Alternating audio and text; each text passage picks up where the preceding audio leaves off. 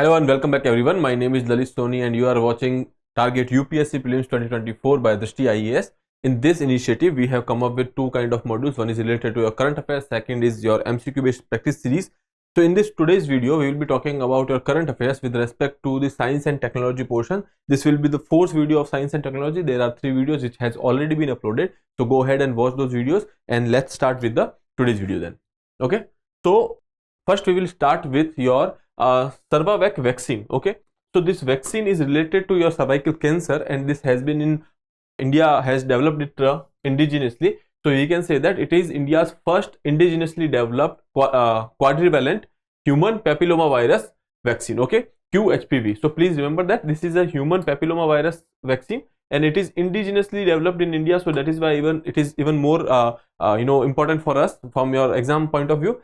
So the price of this vaccine has been put nearly 2000 rupees, and considering the other vaccines which are already in the public domain, we can say that it is quite affordable than them. Okay, so priced at 2000 rupees a dose, CERVAVAC holds promise in the fight against the HPV infections and the cervical cancers. Okay, almost all the cervical cancers, nearly 99% cases are linked with the infection with high risk human papillomavirus HPV, an extremely common virus transmitted through sexual contact. Okay, so this is the mode of transmission, that is sexual contact. And when we are talking about this human papillomavirus, most of the cases of cervical cancer are related to this particular virus.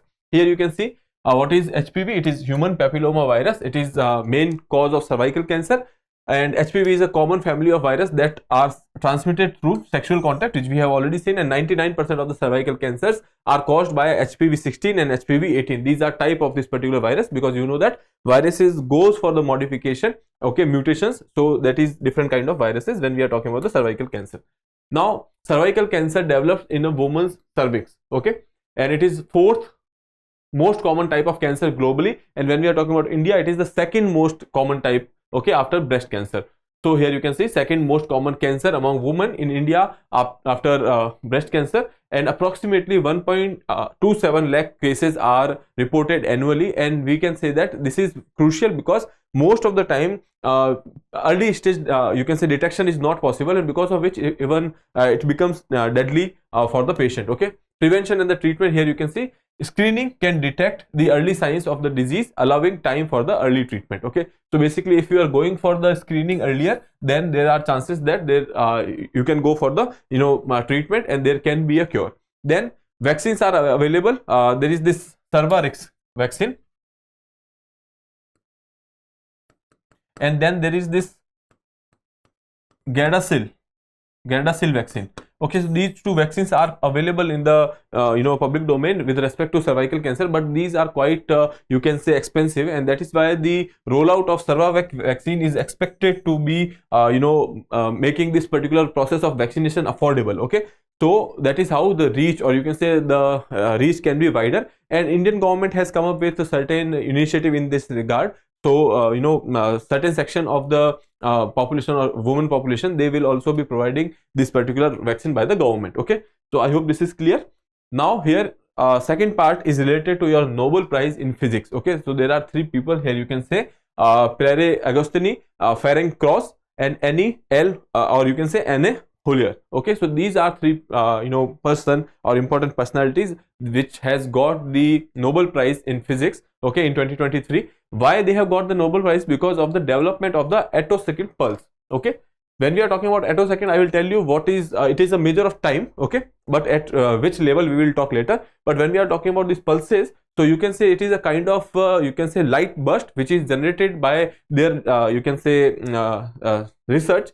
When this particular light pulse is generated, or because of this particular pulse, you can record even a movement which is happening at the level of attoseconds. And we will see attosecond is basically your 10⁻⁻18 second. That is the level of capturing that can be performed by these attosecond pulse. Okay, now when we are talking about these pulses, when we are talking about the current situation, before this attoseconds has this pulse was discovered, the dynamics of the atoms which we can follow, because the dynamics of the atom or the movement of the atoms are basically at the level of femtoseconds, that is 10⁻⁻15 seconds. so we could understand the dynamics of the atom, but within atom what is happening inside, or you can say by the electrons, that was not quite sure, because we could not be able to capture those movements. Okay, now with the development of attosecond pulse, we will be able to capture the movement which is happening at the pace of 10 raised to power minus 18 seconds. So if we are able to capture that, we will be able to understand the dynamics of the electrons also. Okay, so that is why they have been awarded with this particular Nobel Prize. Okay, let's see further here.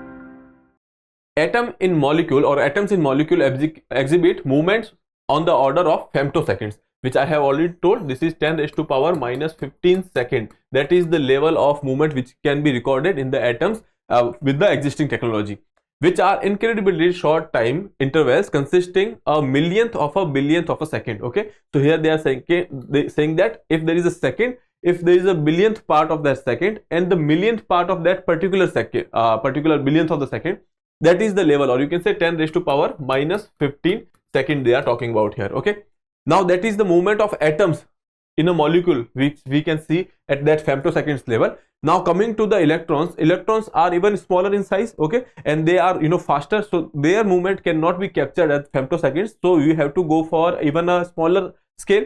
That is why these attoseconds are basically the you can say measure, wherein you can see that at this particular point of time, or at this speed of the time, we can measure that what is happening inside the electron.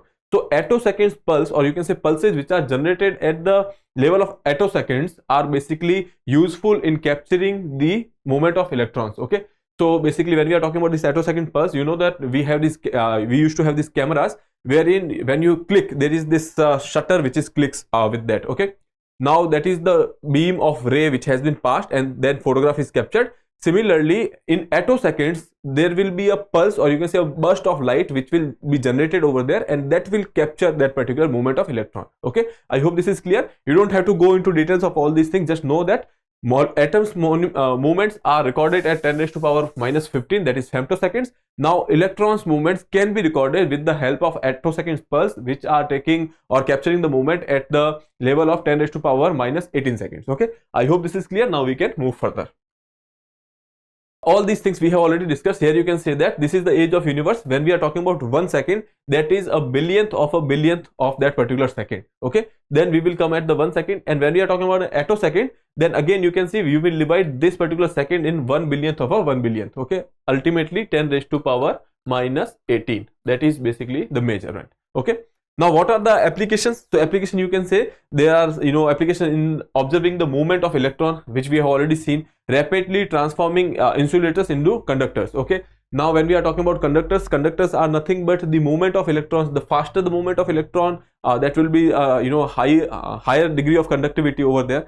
So if you are having a movement of electron, or you can manipulate the movement of electron at that particular level, so you can transform insulators into conductors. Okay, then identifying the molecules such as medical diagnostics, etc. So all these things are basically applications. Other than that, you have studying the short-lived processes, which are short-lived, or you can say which are happening at a very fast pace. You can actually record those or study those particular processes. Medical diagnostics and advancing electronics, enhancing imaging, and the spectroscopy. Okay, so basically anything you can capture, or you can say something which is happening at a very fast pace, you can capture it now with this particular attosecond pulses, and that is why they have been given the Nobel Prize for that. Okay, now you can remember these names which are here: Terry Agostini, Ferenc Krauss, and N.A. Hullier. Okay, now moving further.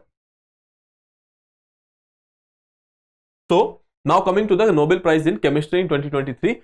So the Royal Swedish Academy, which actually gives you the Nobel Prizes, they have given the Nobel Prize in Chemistry to these three people, that is Morungi G. Bawendi, Louis E. Bruce, and 𝐿𝐥𝐒 𝐏𝐻𝐒. Okay, so basically these are three persons who has got the Nobel Prize for Chemistry. Why? Because they have gone for the discovery and the synthesis of quantum dots. Okay, now when we are talking about these quantum dots are nothing but, you can say these are kind of a nanoparticle, or these are a group of atoms which are very small in size. Okay, now let's see. Traditionally we see that all the pieces inside an element are identical, having properties which are same. Okay, in your 8, 9, 10th classes, we have seen that if there is an element shows the same kind of property. Okay, now all part of these elements will show same kind of property. Okay, but the thing is, with this particular discovery, we can see that the different parts of that particular element can go for different properties, and if we want to manipulate these properties,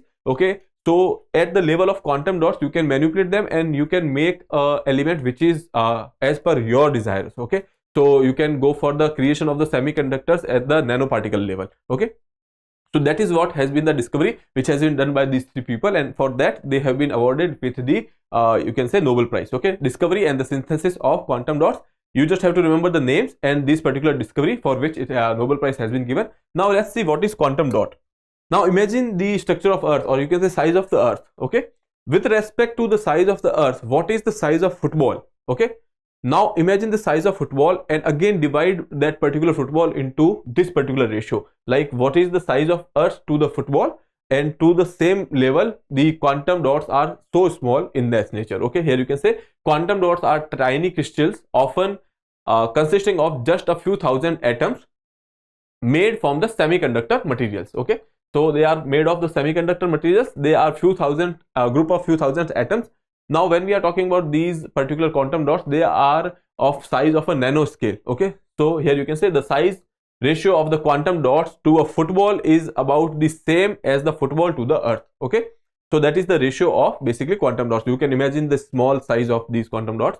Because of their size, it is reduced to a nanometer scales, and they exhibit the quantum effect. Quantum effect, in the quantum physics, a particular atom can show two kind of you can say properties, one at a level of wave and one at a level of particle. That is basically related to your quantum effect. Okay, now if you can study all these things and try to manipulate the property of these particular quantum dots, ultimately you can come up with your own kind of semiconductor which will be helpful in our electronics industry. Here you can say by manipulating their size, scientists can precisely control their properties and make them emit light of a specific color when they are excited by the light. Now basically what you are doing is you are trying to manipulate the properties.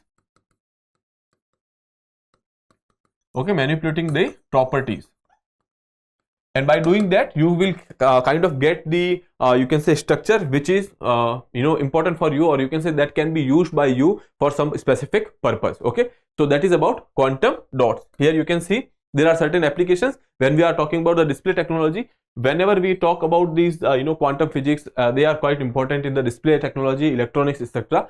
So with the quantum dots in picture, the display, or you can say the quality of display will be enhancing. Okay, enhance the quality of displays such as LED lamps, television screens, and by emitting clear and vibrant lights. As I told you, they will be able to manipulate the properties. Ultimately they will be they will be able to control the kind of light they will emit. Okay, now medical imaging.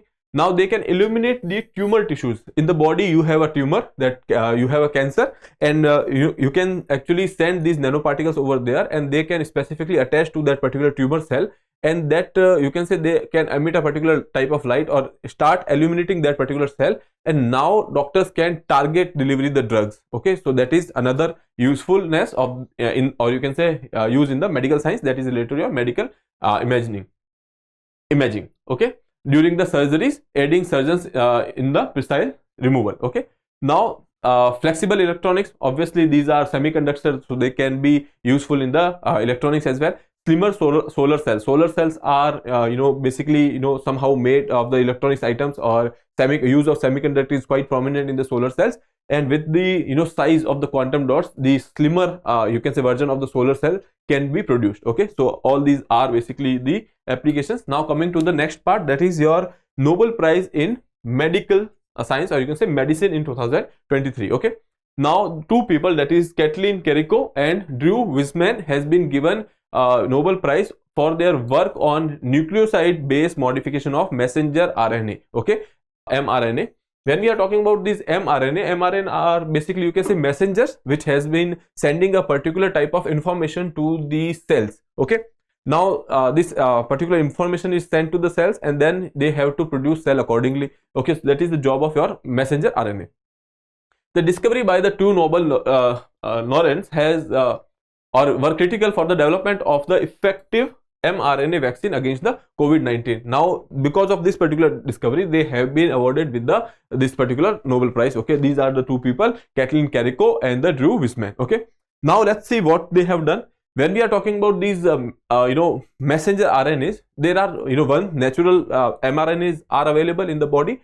Second, we are producing in the lab in vitro transcribed mRNAs. Okay, now for delivery, or you can say for elimination of that particular virus which is inside your body, they have sent some signals, or they have sent the transcribed mRNAs to the body. But what they saw is that body is responding to them as they are foreign elements. Okay, now they have actually observed that there is a difference between the mammalian mRNAs which are already present in the body, or you can say natural mRNAs which are already present in the body, and then there is a difference between this natural one and the transcript in vitro ones. Okay, what they have made or what they have designed.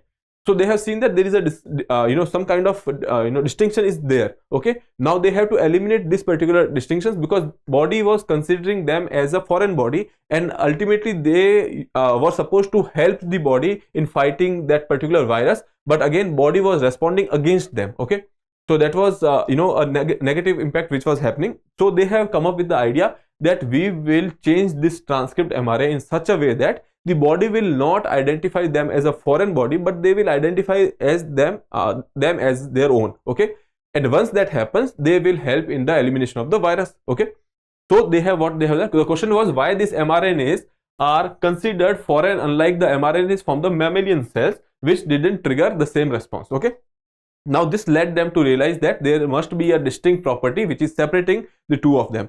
When they studied that, they found that when the structure of RNA is such that we have this, there are 4 bases with which RNA is based, or you can say made up of, that is cytosine, then we have this quinine, adenine, uracil. So these are the nucleotide or nucleobases of which this RNA is made, and this is the DNA structure, that is double helix structure, that is made of adenine, thymine, cytosine and guanine. Okay, so now these are the bases. There is a difference, you can just see, but the thing is, when we are talking about these RNAs, these are made of cytosine, guanine, adenine and uracil. Okay, now they have seen that these bases are continuously showing some kind of changes. Okay, here you can see they have said that natural RNA from the mammalian cells often has chemical modification in its bases. Okay, now they studied the phenomena. Accordingly, they made the mRNA, or you can say transcript mRNA, in the lab, and now they have sent it to the send it inside the body, and they have seen that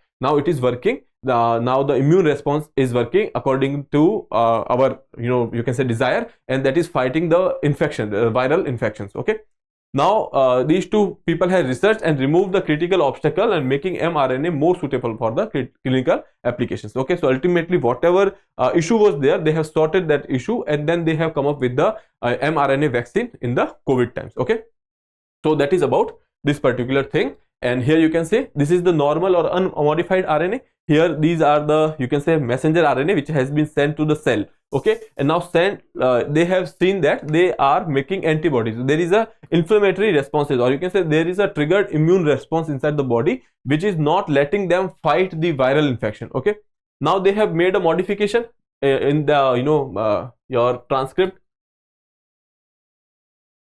mRNA, or you can say in vitro or lab based mRNA. In that particular mRNA, they have done some kind of base modified, or they have modified the bases according to their study, and ultimately now this mRNA was sent to the cell, and now there is no immune response, or you can say no inflammatory response against that particular mRNA. Now what they are doing is they are now fighting the viral infection that is there, or let's say COVID infection. Okay, so ultimately that is how they have solved the problem, and they have got the Nobel Prize for that. Now moving further, these are applications. As I told you, there are applications in the medical science. You can go through these applications. There are, you can say, remarkable flexibility, and the speed of mRNA vaccine development opens the door for the potential use against the other infections as well. That has been done for the COVID. Now for the other infections can be done. Collectively, more than 13 billion COVID-19 vaccine doses has been administered worldwide, saving millions of lives. Okay, and transformative development during a major health crisis highlights the critical role played by the discovery by these Nobel laureates. Okay, so now next part is related to your Indian space policy, which has been declared in 2023. Now In 2023, we have come up with the Indian space policy, and that policy has a important element attached to it, or you can say this particular policy focus on certain things. That is, it unveils the government's plan to let private enterprises, or you can say private companies, carry on end-to-end activities. So basically what they are doing is they are increasing the role of private players in the space technology, space industry. Okay, now they are saying that in the end-to-end activities, from launching a satellite and rockets into space to operating Earth stations. Okay, so the whole infrastructure will be created in such a way that even private players can get involved in the space industry. Okay, so I hope this is clear. This is basically the focus, or you can say most important element of the Indian space policy 2023. Now moving to the other parts, these policy create distinct but related entities. Okay, they are creating distinct entities over here. We will talk about those entities. Okay, now objective is that they will facilitate the greater participation of the private players. Okay, greater private sector participation in activities that have usually been the traditional domain of ISRO. Earlier, you know that the whole sector was under the ISRO only. Then Department of Space, this will be the nodal department for the implementation of the space policy. Okay, then rationalizing the role of ISRO. Earlier, the whole element, or you can say everything which was under the you can say space sector, was carried on by the ISRO. Now there will be a rationalization of the role, because there is certain roles which can be allotted to the private players. Okay, now coming to the next part, here are certain you can say entities which has been made in space: India National Space Promotion and the Authorization Center. So basically this can be a body, this will be a single window body which will be providing clearances with respect to the private players. Okay, they can apply here. There will be single window clearances will be given for the space launches, establishing launch pad, buying and selling satellites, disseminating high resolution data, among other things. Okay, now second is New Space India Limited, that is NSIL. Now this will be considered as an commercial arm of ISRO itself. Okay, so they will be taking care of the commercial activities, like providing services to the other countries, etc. Okay,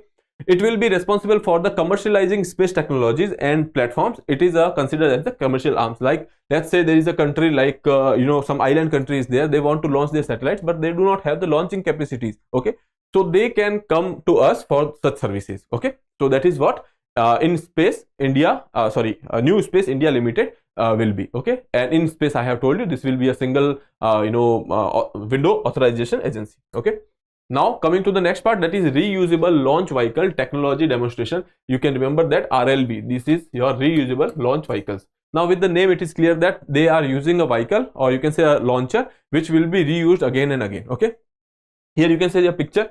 They have made it in a way that it looks like a jet. Okay, like a aircraft. Okay, so let's see. Recently, ISRO and its partners successfully demonstrated precise landing experiment for the reusable launch vehicle, that is RLV, at aeronautical test range, that is in Chitradurg, Karnataka. Now please remember this particular location in Karnataka. We have a aeronautical test range. Okay, now in the future we are considering this particular vehicle as the first stage of the satellite launching. Okay, when we are talking about the satellite launches, there are various stages. Earlier, traditionally, what used to happen is that there is this particular launcher or booster, and in the upper part, there will be a satellite which will be placed over here. Okay, now this particular stage, that will be the booster that will be taking the satellites to the space, and this part over here, that will place the satellite into the orbit. Okay, now this is the first stage of that. Okay, now this particular RLV will act as the first phase. Once it is launched to the space, then it will come back to our Earth and it will perform a landing experiment over the surface. Okay, recently what they have done, that they have done it on the water, because we don't have such kind of landing pads. That is why they have performed it on the water.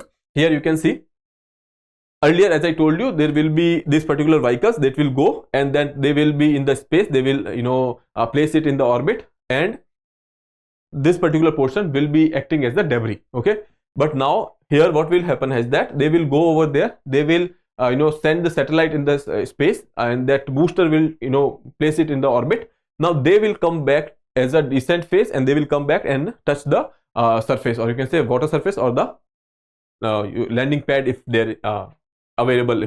Okay, so if the landing pad is available, they will go for the landing on the land surface. Otherwise they will go on the splashdown in the water. Okay, Now it will be used again for the launching of next satellite. Here you can see RLV is a winged vehicle that will take off like a rocket and glide back to the land like a plane. Okay, this time we did not have the launching, you can say landing pad for that, because it will require a length of nearly 4 to 5 kilometers, but we only have 2 to 3 kilometers such length. So that is why they have gone for the splashdown on the water itself.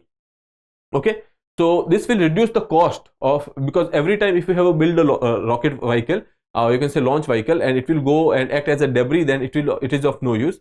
So this particular endeavor which they have performed, and if that is successful, because this testing has been successful, but the further phases will be there, and if we are comfortable with this particular technology, there will be a huge chunk of money which will be saved. Okay, after the payload is released into the orbit, the orbiter and the booster return to the Earth and land back on the runway, where they can be refurbished and reused for the future launch. Okay, so I hope this is clear. Now moving further, here you can see ISRO's RLV-TD looks like an aircraft, which we have already seen in the picture. Reusable space vehicle have been in existence for a long time with NASA. NASA has such technology with them. Space shuttles carrying out dozens of the human flights, and recently SpaceX, they have a rocket launcher that is Falcon 9. Okay, and Falcon Heavy rockets, they are having such kind of technology. Okay, since 2017, now India is also working on that. Now JUICE mission, or you can say Jupiter Ice mission. Jupiter Ice mission, you know that Jupiter has various satellites which are having this you can say icy surface. Okay, so now this particular mission was launched in 2023. Okay, and we are expecting that it will be passing through a particular satellite of Jupiter by 2031, and then at that point of time they will kind of have a sneak peek at that particular satellite, and they will try to understand the dynamics of the satellite, or you can say the constituents or the components of that particular satellite is built of. Okay, so here you can see the 7 years after from the, you can say from now, or 2023 basically, this was launched in 2023, old news. In April 2031, ESA's JUICE mission, or remember that it is a mission of European Space Agency. Okay, so this will fly past Jupiter's moon, that is Callisto. Okay, offering scientists a tantalizing glimpse at a mysterious cratered alien world. Okay, so this is the Callisto. This is made of various volcanic craters. Okay, so that is how we will have an idea, since this particular satellite, this JUICE mission will be passing through this particular area, so they will have some data which has to be recorded over there. Launched from the French Guiana on an Ariane 5 launcher, the mission is set to reach Jupiter in 2031. Okay, now let's see. You can go through these details. As I told you, it was launched in 2023, and then these are certain satellites. It will be actually focusing on these satellites. Okay, and it will be focusing on the Jupiter. Okay, so obviously when we are talking about these satellites, they are made up of different things, like some are having a ice surface, some is said to be having a a vast oceans under the ice surface. So now objective of this particular mission is to study the data, or you can say take some what do you call it, insights from the space and send it back to us. Okay, now the search for the water, Europa, Ganymede and Callisto. Here Europa, Ganymede and Callisto, these are the satellites on which there will be our focus, and we are searching for water over there, because this is assumed that these are made of ice.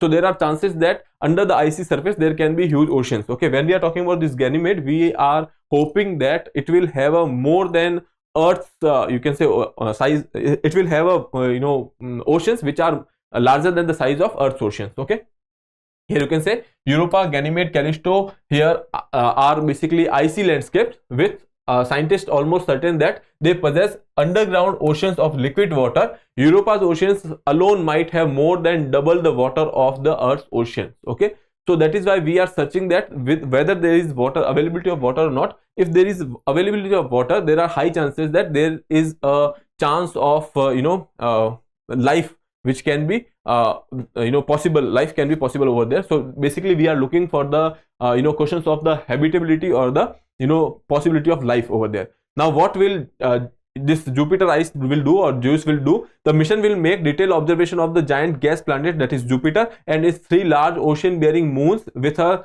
suite of image sensing, geophysical and the in situ instruments. The mission will characterize these moons as both planetary objects and the possible habitats. Okay, So it will look at them as a planetary objects as well as the possible habitat, explore Jupiter's environment and study the wider Jupiter system as an archetype for gas giants across the universe. Okay, so basically the idea is to study the Jupiter and these satellites. Okay, there are these Io, Europa, Ganymede and Callisto. These are the satellites which are there and which we will be studying. More focus will be on these satellites, Callisto and the Ganymede. Okay.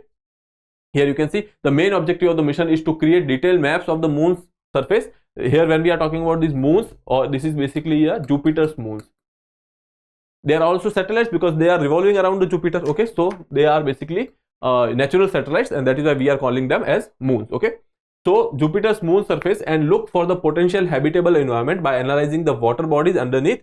The Ganymede, the largest moon in the solar system, which generates magnetic fields as well. It has its own magnetic field. This is the picture of your Ganymede. This is the largest of the satellites, or you can say it is largest of the natural satellite or moon in the solar system. Okay, now please, I would want you to remember these entities like Io, then Europa, then Ganymede and Callisto. Please remember the name of these entities because these can be important. Please remember that this particular mission, that is JU Jupiter ICE.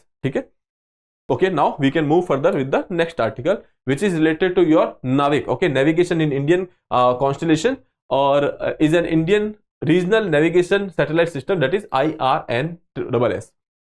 It is developed by ISRO, that is but obvious. The main objective is to provide reliable position and the navigation and the timing services over India and its neighborhood. Okay, so when we are talking about this NavIC, let's say this is our Indian territory. Okay, and it will have a expanse of 1500 kilometers over here as well, and then 1500 kilometers over here. So that is the kind of you can say coverage it will have. Other than that, when we are talking about such a system, that is GPS, that is global positioning system, that is provided by the USA. Now GPS has an accuracy of 20 meters. Okay, when such satellites are looking at these particular areas, they are dividing these grids into a blocks. Okay, so when we are talking about these particular blocks, this block will be 20 meter by 20 meter. This is the precise thing which GPS can provide us. When we are talking about this NavIC, they can provide you with even more precise factor here, by that is basically a block will be of 5 by 5, 5 meter by 5 meter. Okay, so our system will be more precise. Okay, our system has more, you can say, frequency on which it will be working, that is it will be working on the L5 frequency as well as the S band. Okay, so our system will be quite better than the GPS. Okay, and we have gone for the making of this particular system because when you know that in the Kargil war, we have asked USA for the help with respect to the locations of the enemies through their system, that is GPS. USA has denied it, and as a matter of fact, they have helped Pakistan at that point of time. So considering that, we have said that we will go for our own indigenous method, and in that regard we have come up with the idea of NavIC. Okay, it works just like the established in the popular US global positioning system, that is GPS, within but it will work in a range of 1500 kilometers. Okay, radius from your subcontinent. Okay, so basically that will be the idea behind this particular thing. Now here you can see when we are talking about the USA's GPS system, it used nearly 24 satellites. Okay, for the whole coverage. When we are talking about our system NavIC, we will be using 7 satellites. Okay, 3 will be your geostationary. You means that this will be stationary in the orbit. Okay, low Earth orbit. Then there will be 4 geosynchronous orbit satellites. Okay, so the idea is to cover this particular area the whole time. Okay, so that is why they have put 3 geostationary satellites and the 4 geosynchronous satellites. Okay, so I hope this is clear. Now here you can see it will provide services in two kind of services. One is standard positioning services, that is for the normal use, and then there will be restricted services that will be encrypted, and that will be for the military and the security purpose. Okay, I hope this is clear. Now I have mentioned all the aspects from the NavIC point of view, so I hope this is enough for your prelims when we are talking about this today's episode. So with that, I would like to wrap up this session. I'll see you in the next episode. Till then, have a good day. Thank you. For more informative content, like, share and subscribe, and do not forget to press the bell icon to get the notifications.